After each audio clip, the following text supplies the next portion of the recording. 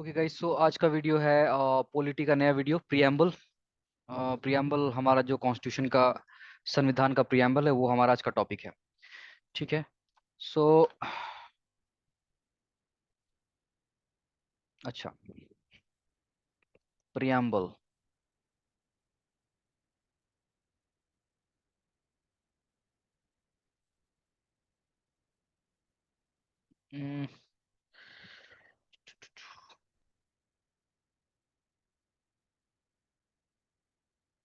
Preamble to the Indian constitution, colour change करता हूँ। Okay. या सो जो प्रियम्बल है उसको उसके बारे में बहुत सारे वर्ड्स यूज करते हैं। एक वर्ड है फिलोसफी ऑफ द कॉन्स्टिट्यूशन।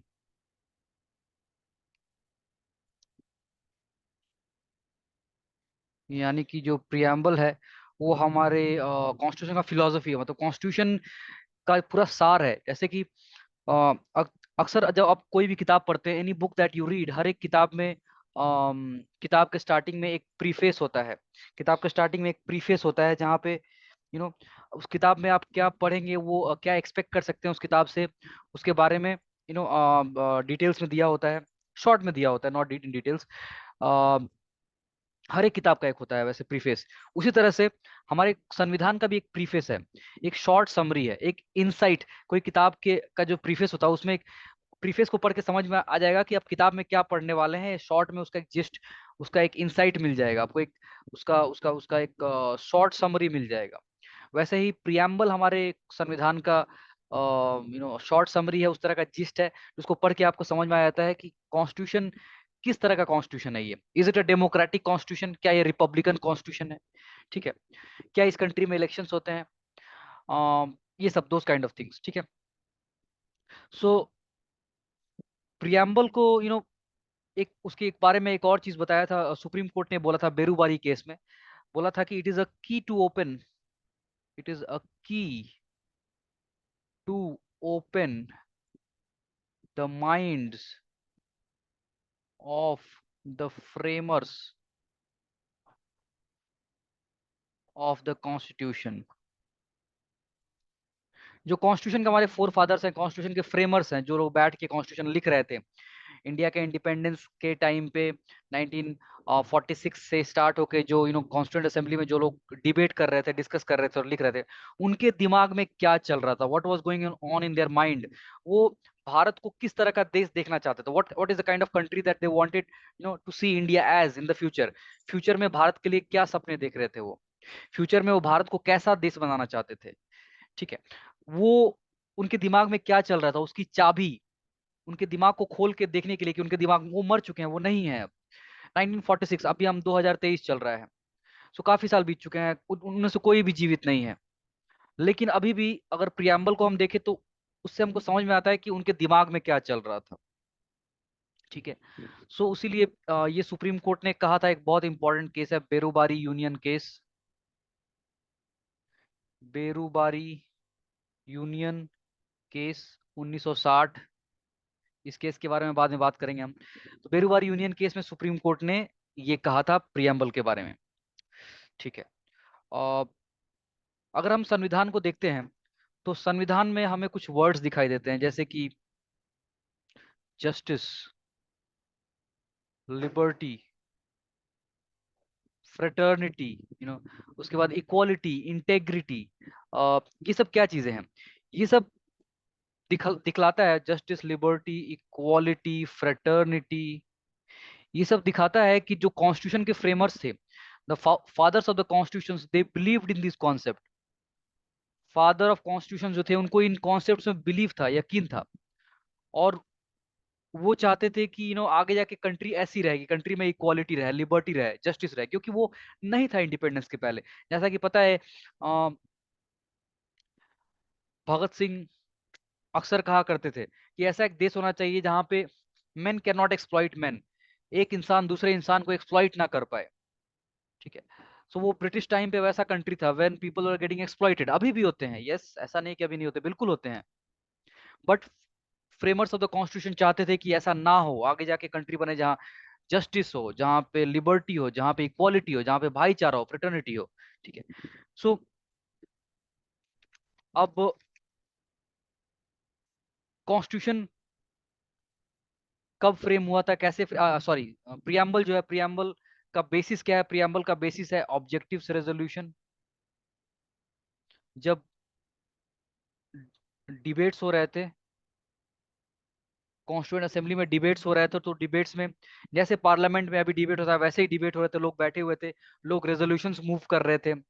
तो वैसे ही पंडित नेहरू ने एक रेजोल्यूशन मूव किया था, जिस रेजोल्यूशन को कॉन्स्टिट्यूएंट असेंबली ने 22 जनवरी 1947 को एक्सेप्ट किया था। क्या आपको ये डेट याद रखनी है? नहीं, बिल्कुल नहीं, कोई जरूरत नहीं है, ऐसे ही बता रहा हूं मैं। 22 जनवरी 1947 को वो रेजोल्यूशन को कॉन्स्टिट्यूएंट असेंबली ने एक्सेप्ट किया था। उस रेजोल्यूशन को आप पढ़ सकते हैं, इंटरनेट पे भी दिया हुआ है वो रेजोल्यूशन आपका। लक्ष्मीकांत में भी शायद, शायद अवेलेबल नहीं लक्ष्मीकांत में, बहुत सारी बुक जगह पे अवेलेबल है। वो रेजोल्यूशन आप पढ़ेंगे तो देखेंगे कि नेहरू, पंडित नेहरू का जो रेजोल्यूशन था, उसमें से बहुत सारी सिमिलैरिटी हमारे प्रियम्बल, मतलब प्रियम्बल को वहीं से लिया गया है, समझ में आता है देख के। कुछ कुछ पार्ट्स उसके लीव आउट कर दिए गए हैं, नेहरू के रेजोल्यूशन के कुछ कुछ पार्ट्स छोड़ दिए गए हैं, बट ज्यादातर प्रियम्बल वहीं से लिया गया है। सो नेहरू जी ने जो रेजोल्यूशन पास किया था या इंट्रोड्यूस किया था, हमारा कॉन्स्टिट्यूशन उसके ऊपर बेस्ड है। अब अगर हम कॉन्स्टिट्यूशन को देखते हैं, हमारे मेरी स्क्रीन पर आप देख पाएंगे, सॉरी, प्रियम्बल, बार बार मैं गलती से कॉन्स्टिट्यूशन कॉन्स्टिट्यूशन बोल रहा हूँ, प्रियम्बल, जो हमारा प्रियम्बल है। सो प्रियम्बल को अगर आप मेरी स्क्रीन पर देखेंगे तो ऐसा है preamble.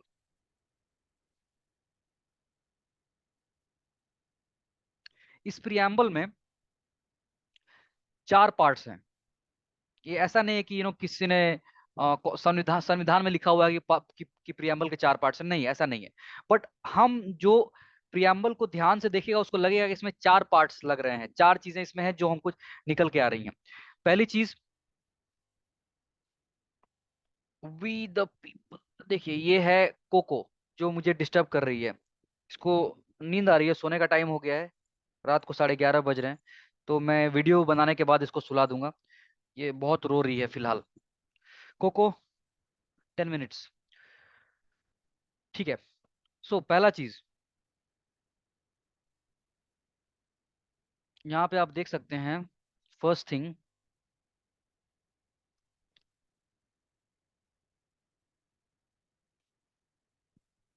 We the people of India, ये नंबर 1। ये क्या है? ये है सोर्स। कॉन्स्टिट्यूशन कहाँ से आया है, उसका सोर्स क्या है? हमारा संविधान का सोर्स क्या है? संविधान का सोर्स है द पीपल ऑफ इंडिया। हमारा संविधान यहाँ के लोगों ने बनाया है, यहाँ के लोगों के लिए बनाया है। It is for the people of India, made by the people of India, we the people of India. ये किसी ने हमें गिफ्ट नहीं दिया है, जाते जाते अंग्रेजों का गिफ्ट नहीं है ये, अमेरिका का गिफ्ट नहीं है ये, यूरोप का गिफ्ट नहीं है, किसी ने हमको ये तोहफा गिफ्ट नहीं दिया है। ये हमारे लोगों का डॉक्यूमेंट है। It is a document made by we the people of India. So संविधान का सोर्स क्या है? प्रियम्बल का पहला पार्ट वो बताता है कि संविधान का सोर्स है पीपल ऑफ इंडिया।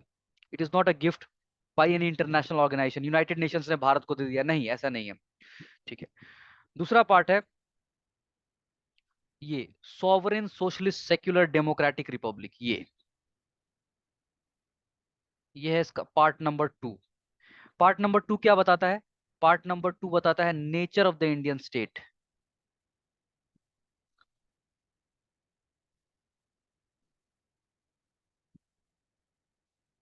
हमारा जो स्टेट है, हमारा जो गवर्नमेंट है, हमारा जो स्ट्रक्चर है, स्टेट स्ट्रक्चर, वो कैसा है, नेचर, उसके मेन फीचर्स क्या है, उसके कैरेक्टरिस्टिक्स क्या है, किस तरह का है ये।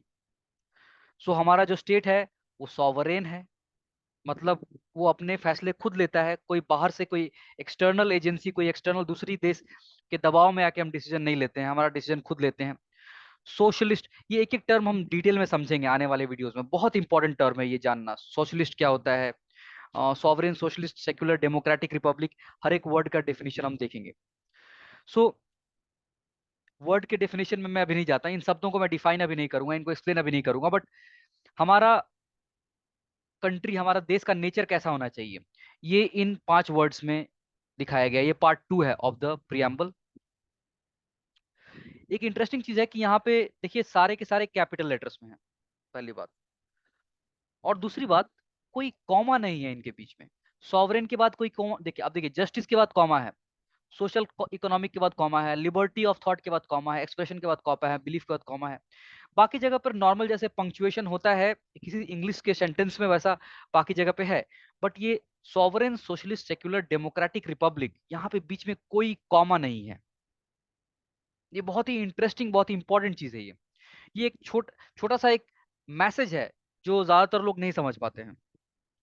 ये जो बिना कॉमा के जो 5 वर्ड हैं, ये दिखलाना चाहते हैं कि इनमें से कोई भी एक अकेला पिलर नहीं है। सॉवरेन होना एक अलग, सोशलिस्ट सेक्युलर डेमोक्रेटिक, ये अलग अलग खंभे नहीं है जिसपे हमारा देश खड़ा है। ये सारे एक साथ हैं।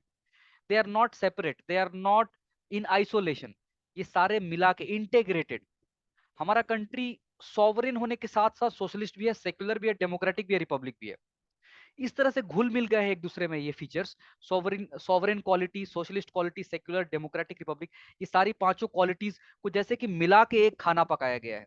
ये 5 इंग्रेडिएंट्स हैं जिनको मिला के एक हलवा बनाया है हमने। और उसके अंदर वो इंग्रेडिएंट्स इस तरह से घुल मिल गए हैं कि उनको अलग नहीं किया जा सकता। You can not take them out. अगर आप किसी एक को निकालने की कोशिश करेंगे तो ये पूरा स्ट्रक्चर ढह जाएगा, पूरा स्ट्रक्चर गिर जाएगा। हमारा संविधान, हमारा देश जैसा है वैसा नहीं रह जाएगा अगर किसी एक को निकाल दें तो।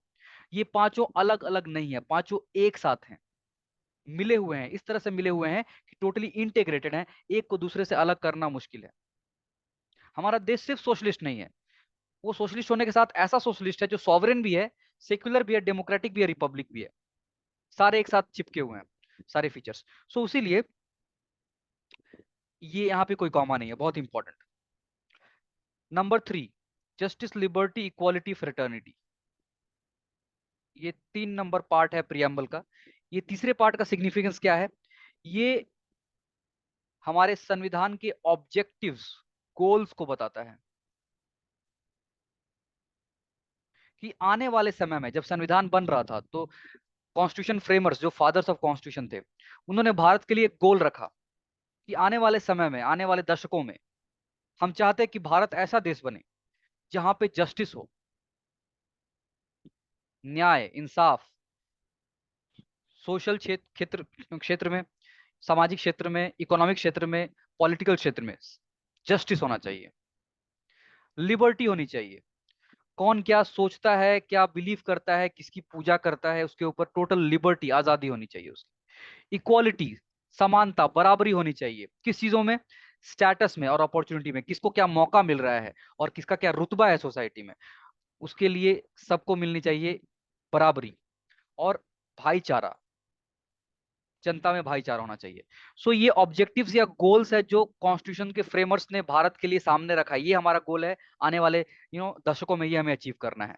सो पॉइंट नंबर 3 और पार्ट नंबर 3, हमारे प्रियम्बल का तीसरा जो हिस्सा है, वो हमारे देश के लिए जो गोल सेट किया गया था वो दिखाता है। ठीक है, ये सारे वर्ड्स को हम बाद में समझेंगे एक एक करके। और लास्ट पार्ट है 26 नवंबर 1949। इस दिन हमने कॉन्स्टिट्यूशन को अडॉप्ट किया। This is the date of adoption. 4 number part है डेट ऑफ अडॉप्शन, किस दिन कॉन्स्टिट्यूशन को हमने अडॉप्ट कर लिया। 26 day of November 1949, to hereby adopt, enact and give to our self this constitution. ये हम अपने आप को दे रहे हैं संविधान। We the people of India अपने आप को एक संविधान दे रहे हैं। कब दे रहे हैं? 26 नवंबर 1949। ठीक है, सो ये है डेट ऑफ अडॉप्शन। ये 4 चीजें हैं संविधान के प्रियम्बल में जो बहुत इंपॉर्टेंट है। 4 हिस्से हैं, इससे हमें ये 4 इंपॉर्टेंट चीजें निकल कर आती हैं हमारे प्रियम्बल से। ठीक है, सो प्रियम्बल को आप देखिए अडॉप्ट कब किया गया है? 26 नवंबर 1949। 26 नवंबर 1949 को अगर प्रियम्बल को अडॉप्ट कर लिया गया था, मतलब प्रियम्बल बन के तैयार था, संविधान बन के तैयार था, संविधान को अडॉप्ट कर लिया गया था, संविधान बन के तैयार था 26 नवंबर 1949 को। तो फिर संविधान हमारा इफेक्टिव इन फोर्स, उसको अप्लाई 26 जनवरी 1950 से क्यों किया गया? 26 नवंबर 1949 में संविधान तैयार था, इसलिए यहाँ पे लिखा हुआ है कि हम अपने आप को 26 नवंबर को ये संविधान दे रहे हैं, इट इज रेडी। तो फिर उसको लागू क्यों किया गया 2 महीने बाद? 26 जनवरी 1950 में क्यों लागू किया गया? इसके पीछे एक हिस्ट्री है। लाहौर सेशन 1929, अक्सर क्या होता था कि कांग्रेस जो पार्टी थी वो साल में एक सेशन रखते थे जहां पे देश से सारे कांग्रेस के डेलीगेट्स वहां पे आते थे, वो डिस्कस करते थे कि आने वाले साल में हमारा क्या प्रोग्राम रहेगा, कैसे हम ब्रिटिश रूल को अपोज करेंगे, क्या क्या हमारे मुद्दे हम उठाएंगे। तो 1929 में सेशन हुआ था लाहौर में। लाहौर सेशन हुआ था 1929 दिसंबर, ऑब्वियसली इनका सेशन ज्यादातर 99% टाइम सेशन दिसंबर में होता था।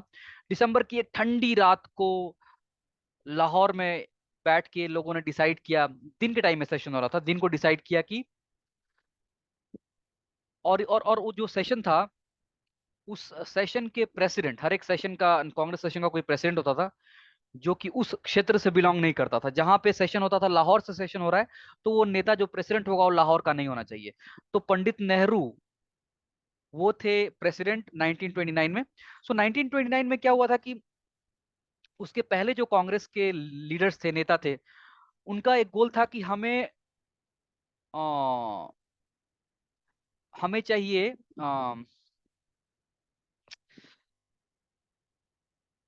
वो वर्ड मैं भूल जा रहा हूँ, it is called dominion, dominion status.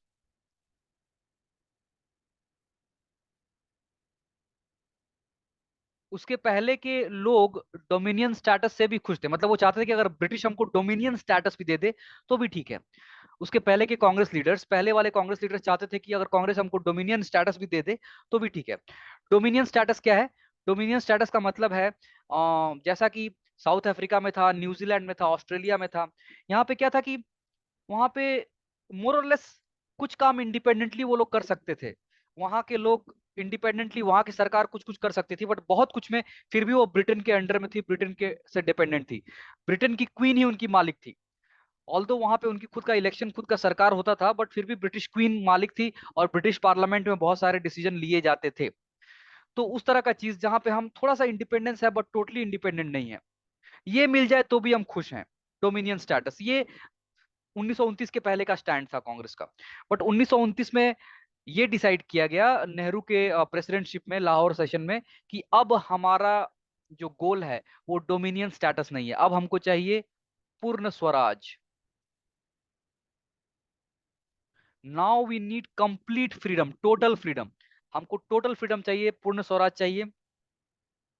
और फिर डिसाइड किया गया कि हम, अब देखिए 1929 में ये सेशन हो रहा है, दिसंबर 1929 में, दिसंबर के एंड में, दिसंबर का साल खत्म होने वाला है, दिसंबर महीना खत्म होने वाला है, और डिसाइड किया गया कि ठीक है अगले साल जनवरी 2030 में, जनवरी जनवरी 1930 में 26 जनवरी को, 26 जनवरी 1930 को हम पूर्ण स्वराज दिवस मनाएंगे। सो 1929 के लाहौर सेशन में डिसाइड किया गया कि अब हमारा गोल है पूर्ण स्वराज, हमको डोमिनियन स्टेटस नहीं चाहिए, हमको चाहिए पूर्ण स्वराज। और पूर्ण स्वराज का हम पहला पूर्ण स्वराज दिवस मनाएंगे 26 जनवरी 1930। सो बेसिकली 26 जनवरी 1930 पहला इंडिपेंडेंस डे है जो सेलिब्रेट किया गया था। 26 जनवरी 1930 is the first independence day जो सेलिब्रेट किया गया था। जब हम आजाद नहीं हुए थे उस टाइम पे भी सेलिब्रेट किया गया था कि अब से हम इस दिन मनाएंगे कि हमको पूरी आजादी चाहिए। अगर इंडियन लीडर्स का बस चलता तो वो लोग इंडिपेंडेंस डे जो 15 अगस्त को मनाया जाता है वो एक्चुअली 26 जनवरी को चुनते। 26 जनवरी उनको बहुत प्यारा था, बिकॉज 26 जनवरी को उन्होंने पहला पूर्ण स्वराज दिवस मनाया था 1930 में। तो इसलिए तब से उन्होंने सोचा था कि 26 जनवरी उनको, अगर आजाद होंगे तो 26 जनवरी उनको अपना इंडिपेंडेंस डे रखेंगे वो लोग। They wanted to keep their independence day as 26 January. लेकिन क्या हुआ कि माउंट बैटन ने सडनली बोला कि 15 अगस्त को हम आजाद कर देंगे। क्यों? 15 अगस्त उसको बहुत प्यारा था, क्योंकि 15 अगस्त वाज द डे जब 1945 में, 1945 में 15 अगस्त को ही जापान ने सरेंडर किया था। आपको याद होगा कि अगस्त अगस्त 1945 में, ये 6 तारीख को और 9 तारीख को, आई गेस 6 तारीख को और 9 तारीख को अमेरिका ने हिरोशिमा और नागासाकी पे बम गिराए थे, अगस्त 1945 में। और उसके कुछ दिनों बाद 15 अगस्त 1945 को जापान ने सरेंडर कर दिया था। तो जापान का जो सरेंडर था, वर्ल्ड वॉर खत्म हो गया था, British Britain was on the winning side. So ये डेट माउंट बैटन को बहुत पसंद थी। So for that reason Mountbatten ने 15 तारीख उसके दिमाग में आया, उसने 15 तारीख को डेट डिसाइड किया कि ये होगा इंडिया का इंडिपेंडेंस डे। और हम कुछ नहीं कर पाए, हमने ये डेट सेलेक्ट कर लिया, ठीक है चलो यही डेट मनाते हैं। सो इस डेट को हम इंडिपेंडेंस डे मनाने लगे, बट हमारा दिल अभी भी 26 जनवरी पे था। सो इसलिए 26 हमने सोचा कि 26 जनवरी को कुछ करना पड़ेगा, तो क्या करेंगे, ठीक है 26 जनवरी को हम इंडिपेंडेंस डे तो नहीं मना पाए, लेकिन 26 जनवरी को हम रिपब्लिक डे मनाएंगे। उस दिन हम क्या करेंगे, उस दिन हमारा कॉन्स्टिट्यूशन को हम इन फोर्स लाएंगे, कॉन्स्टिट्यूशन को हम लागू कर देंगे, संविधान को उस दिन। और उस दिन से हम हमारा कॉन्स्टिट्यूशन काम करना शुरू करेगा और उसको हम बोलेंगे कि ये हमारा रिपब्लिक डे है, इस दिन से हमारा देश रिपब्लिक हो गया। ठीक है, सो रिपब्लिक का मतलब क्या है आगे आने वाले वीडियो में हम डिस्कस करेंगे। बट 26 जनवरी को हम चाहते थे कि हमारा इंडिपेंडेंस डे हो, हमारा स्वतंत्रता दिवस हो, लेकिन वो नहीं हो पाया। तो इसलिए हमने 26 जनवरी को एक दूसरा इंपॉर्टेंट डे बनाया, गणतंत्र दिवस, रिपब्लिक डे। और उस दिन से संविधान को लागू किया। तो संविधान को लागू 26 जनवरी से करने का कारण यही था। 26 नवंबर 1949 में संविधान रेडी हो गया था, बट हमने सोचा कि 26 जनवरी को हमें इंपॉर्टेंस देना है, तो हम संविधान को स्टार्ट करेंगे 26 जनवरी 1950 से। ठीक है, सो इसलिए हमारा संविधान 26 जनवरी 1950 से लागू हुआ। ठीक है, so that was the preamble का एक शॉर्ट इंट्रोडक्शन। अभी हम आने वाले वीडियो में डिस्कस करेंगे nature of the Indian state, जो हमने यहाँ पे देखा, जो हमने इस इमेज में देखा कि जो संविधान से दूसरा पार्ट निकल के आता है, ये वाला नेचर ऑफ इंडियन स्टेट, जिसमें sovereign socialist secular democratic Republic, ये डिस्कस करेंगे इसके बाद वाले वीडियो में। उसके बाद वाले वीडियो में हम डिस्कस करेंगे objectives, justice, liberty, equality, fraternity, ये डिस्कस करेंगे। उसके बाद हम डिस्कस करेंगे कि प्रियम्बल जो है क्या वो संविधान का हिस्सा है।